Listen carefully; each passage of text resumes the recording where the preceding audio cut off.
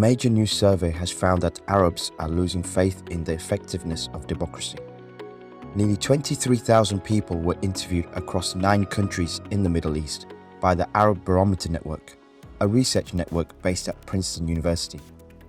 Most agreed with the statement that an economy is weak under democracy. Michael Robbins, director of the Arab Barometer, said, "There's a growing realization that democracy is not a perfect form of government, and it won't fix everything. What we see across the region is people going hungry. People need bread. People are frustrated with the systems that they have." Many of the survey's respondents reported being unable to buy more food when they ran out, as the region has been struggling with inflation and political mismanagement. We'll be keeping a close eye on the discontent at the geopolitics and if this leads to another Arab Spring. Russian officials have announced Russian forces now control all of Ukraine's Luhansk region. The region, along with the Donetsk region, make up half of what Russia calls Donbass. With half of the province under Russian control, Russia could now attempt to gain the whole province. But their ability to fully capture the rest of Donbass in the near future is doubtful. This will require extensive formal mobilization measures, which Moscow will likely not conduct because of political and economic constraints. Russia has occupied nearly half of Donbass since 2014 and is trying to present the capture of the region as a military victory. But the fact that Russia has had years to entrench resources and troops is really an indicator of Russia's limitations.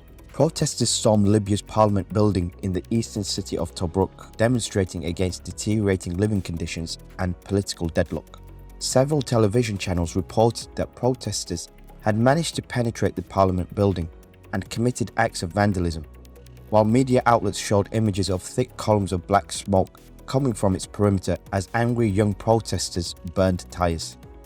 Libyan protesters appeared to have lost patience with the political class, saying they would continue to demonstrate until all the ruling elites had left power. Ever since Muammar Gaddafi was overthrown back in 2011, rival nations France and Britain on one side and the US on the other side have backed different factions in order to gain influence over Africa's largest oil reserves. After a decade of false promises and elections that achieved little, the people are back on the streets again. Protests broke out in Uzbekistan after a draft constitution was circulated that would strip the Republic of Karakalpakstan its right to secede. The Republic of Karakalpakstan is located in northwestern Uzbekistan and is a product of peculiar boundary delimitations during the Soviet era.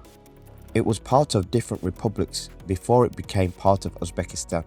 Today it is the largest region of Uzbekistan and retains its own state symbols, constitution, government and parliament. Despite its low population and desert terrain, Karakalpakstan has large reserves of natural resources and hosts a major gas pipeline system. This is why the Uzbek government is eager to integrate the region and its people. Karakalpakstan, on the other hand, has called for referendums on its status before, but its poverty keeps it dependent on Tashkent. The Uzbek military is the largest and best equipped army in the region and are strong enough to suppress the region by force. But any protracted unrest would risk escalating into a multicultural conflict.